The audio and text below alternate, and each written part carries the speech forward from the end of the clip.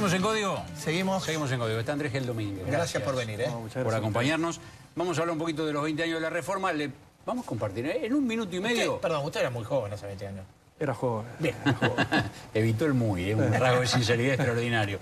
En un minuto y medio recordamos, con un trabajo que hizo la producción, algo de aquella época de la reforma. 4 de noviembre de 1993. El presidente Carlos Menem y Raúl Alfonsín se reúnen en secreto. En un año terminaba el mandato de Menem, que quería seguir en el gobierno, pero no había reelecciones. Alfonsín buscaba darle más poder a la oposición.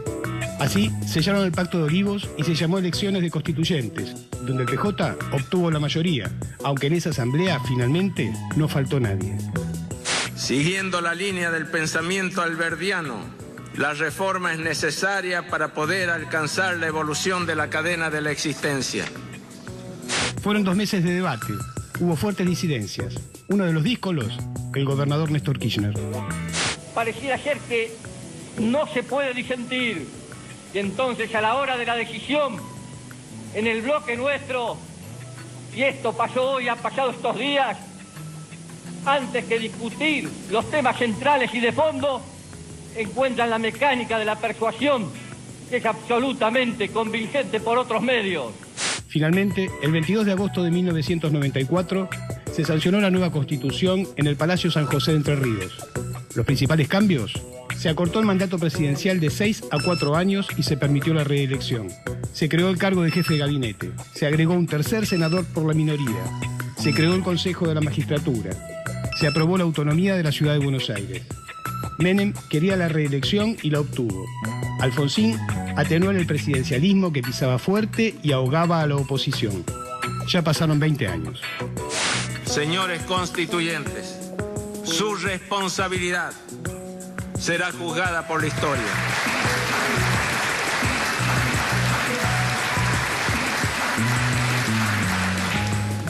$20 años después, Gil Domínguez, ¿qué dice la historia? ¿Qué puede empezar a decir? Y la historia da 2 mensajes, porque el Pacto de Olivos tenía 2 partes. Una primera parte que era un temario libre y una segunda parte que era un núcleo de conciencias básicas, que estaba el Pacto de Olivos, que se tenía que votar por sí o por no todas las reformas que se proponían. Era este asunto de reelección. Reelección, potestades legislativas del Poder Ejecutivo, Consejo de la Magistratura, tercer senador. Aquello que fue de textura abierta, que se pudo debatir, los nuevos derechos, los tratados sobre derechos humanos que se le dieron jerarquía constitucional, nos han dado un gran avance para la vida cotidiana, para la vida legislativa. Ahora, la otra parte, la parte cerrada, la que no se discutió, la que organizó el poder, esa no nos ha dado muy buenos resultados en estos años. Cuando usted dice esto, dice reelección. Reelección. Dice jefatura de gabinete. Jefatura de gabinete. Dice Consejo de la Magistratura. Consejo de la Magistratura. Darle potestades. Tercer senador. Tercer senador. Darle potestades legislativas, muchísimas potestades legislativas al Poder Ejecutivo, como para que en 24 horas un presidente o presidenta reemplace al Congreso en la función de legislar. Entonces, me parece que en lo que es organizar el poder, que es una herramienta fundamental para darle satisfacción a los derechos, la ingeniería que programó la reforma constitucional ha fracasado, porque la textura abierta de las normas ha posibilitado que posteriormente el Congreso la cierre, y siempre acá quien ha tenido las mayorías no ha cerrado esa reforma para limitar el poder, sino para ampliarlo, porque acá no hay filántropos cuando llegan al poder. Y fundamentalmente porque en vez de atenuar el presidencialismo, le ha dado unas facultades al presidencialismo, que hoy podemos hablar de un monarca de 8 años.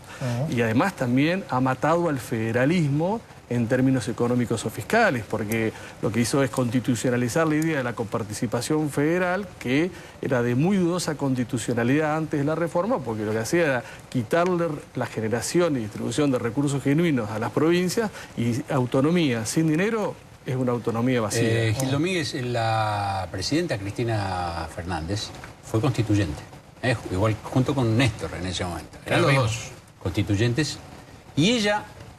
un amigo me pasa el dato, y me pasa el 4 de agosto del 94, ya sobre el final, en uno de los últimos debates, hace en la constituyente una defensa muy encendida de la cuestión federal. Sin embargo, usted dice que la cuestión federal fue para atrás. en estos 20 años. Es un gran retroceso porque se le han quitado a las provincias la posibilidad de captar sus propios recursos, distribuir sus propios recursos y entonces no hay autonomía política si uno tiene los recursos que le permitan desarrollar esa autonomía política. ¿Esta fue una deficiencia de la ingeniería como tal, como usted decía, o de quienes tuvieron que tomar esa herramienta y usarla y la usaron mal? No, es de la construcción y de la ingeniería, porque desde el origen, si no se establece al poder normas taxativas de lo que puede hacer solamente lo que puede hacer y se le permite hacer lo que quiera, si a un presidente o presidenta se le permita reemplazar el Congreso en 24 horas y sacar un decreto de necesidad de urgencia, que es lo mismo que una ley, vale que una ley, que tarda muchísimo tiempo y genera un marco de deliberación muy amplia, entonces es un tema de ingeniería. Si uno establece un consejo a la magistratura y dice la integración va a ser equilibrada y no dice tienen que ser 3, 3 y 3 y vamos a tener leyes donde siempre que esté en el gobierno va a tratar de establecer una composición en donde domina el consejo de la magistratura y la selección y designación de los magistrados. Ahora, eso requeriría corregir eso, o haberlo hecho bien de entrada o corregirlo algún día, requeriría una especie de conciencia de los políticos constituyentes, es decir, acá tenemos que armar un sistema que funcione sin necesidad de que beneficie a la mayoría circunstancial. Y eso ninguna mayoría circunstancial en este país lo ha hecho. Pero hay un ejemplo muy claro. 2 años después de la reforma constitucional de 1994, en la Biblioteca Nacional se reunió la Convención Constituyente de la Ciudad Autónoma de Buenos Aires y dictó la Constitución local. El parámetro fue no repetir los errores de la Constitución Nacional. Y en todos estos institutos se establecieron reglas certeras, cerradas y concretas para limitar el poder. En 2 años de diferencia, una constitución abierta y una constitución cerrada y concreta. Depende de quién tenía la mayoría en una y otra, ¿no? Claro. En una era el peronismo menemista, acá fue, bueno, el sector que en ese momento era Graciela Franco Mejide. Efectivamente. ¿no? Radicalismo y Frepaso. Presidenta Claro, de ahora, la también es cierto que usted dice, quizás aquello que falló, que es la construcción de lo político, haya fallado porque en verdad el objetivo político era uno solo. Es que el objetivo político fue uno solo, fue la reelección. Lo demás fue un intercambio de un acuerdo de cúpulas, porque también hay que aclarar que el Pacto de Olivos de deliberativo, participativo y abierto tuvo muy poco. Claro. Y fue un acuerdo de cúpulas y encima en un paquete cerrado en donde se votaba por sí o por no y no se podía desagregar y discutir ni siquiera una coma.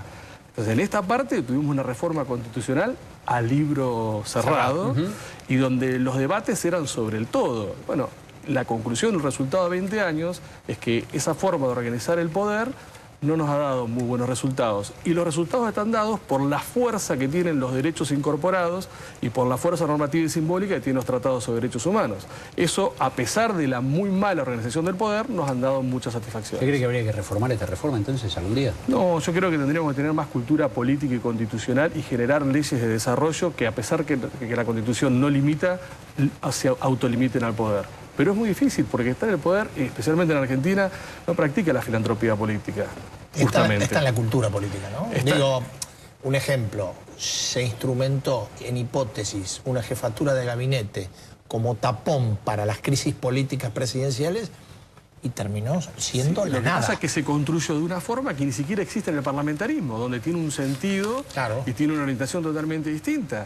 Se puso un jefe de gabinete designado por el presidente o presidenta que lo puede destituir cuando quiera, o destituido por el Congreso con mayorías y minorías que no existen en el parlamentarismo, y si se lo destituye se lo puede designar al otro día. Entonces, ¿para qué se lo puso?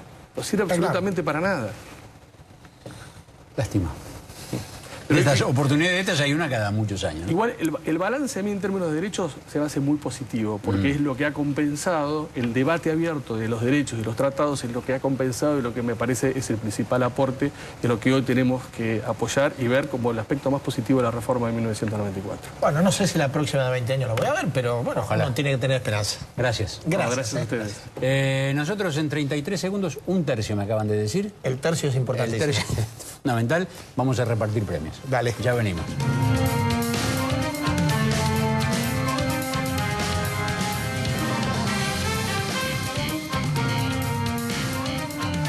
Cámara Argentina de Empresarios.